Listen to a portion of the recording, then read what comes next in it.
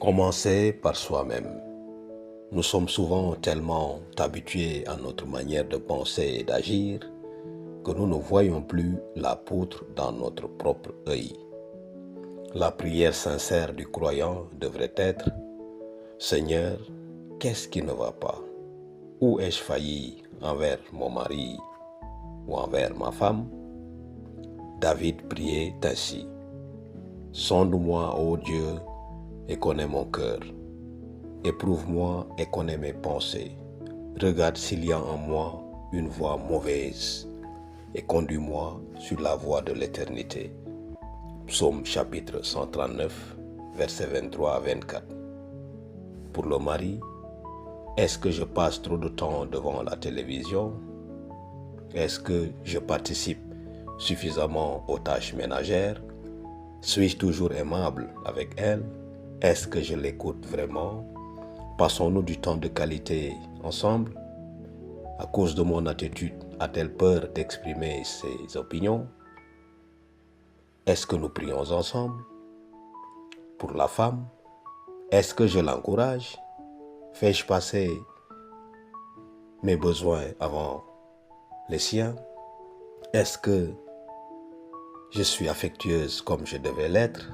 Est-ce que j'attends de lui qu'il fasse les choses uniquement à ma façon? Est-ce que j'utilise parfois des mots durs et insensibles?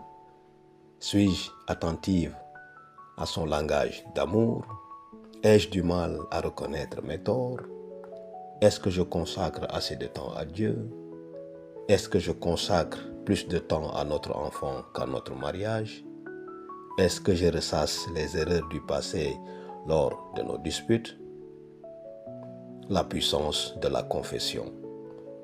On ne peut se débarrasser de la poutre dans son œil qu'en cessant de trouver des excuses à ses erreurs. Reconnaître ses fautes libère du joug du passé et ouvre la voie à un changement durable. Le verbe confesser signifie littéralement reconnaître. Confesser à Dieu, c'est admettre devant lui nos manquements. Mais la confession ne doit pas rester entre nous et Dieu. Elle doit aussi être adressée à la personne concernée, ici à notre conjoint. La confession crée un climat propice au changement. Elle purifie et libère de la culpabilité. Même si 90% des problèmes viennent de l'autre, il reste 10% de notre responsabilité.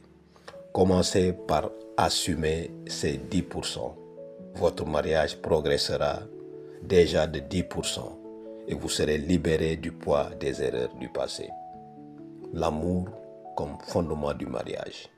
Dans 1 Corinthiens chapitre 13, Paul rappelle que l'amour est au centre de tout. Dans le mariage, rien n'est plus important que l'amour. Nous sommes créés pour vivre en relation. L'isolement empêche le plein développement de notre potentiel. Les relations nous invitent à nous ouvrir, à nous donner, à nous transformer. Prions. Que Dieu bénisse chaque mariage dans sa quête d'un foyer où règne son amour pur. Qu'il nous aide à commencer par nous-mêmes, à reconnaître nos torts, à confesser nos erreurs et à bâtir des foyers fondés sur l'amour véritable. Au nom de Jésus, nous prions. Amen. Ce message nous rappelle que le changement commence toujours par soi-même. En reconnaissant nos faiblesses et en laissant Dieu transformer nos cœurs, nous ouvrons la voie à des mariages et des familles plus solides, remplies d'amour et de paix. Amen.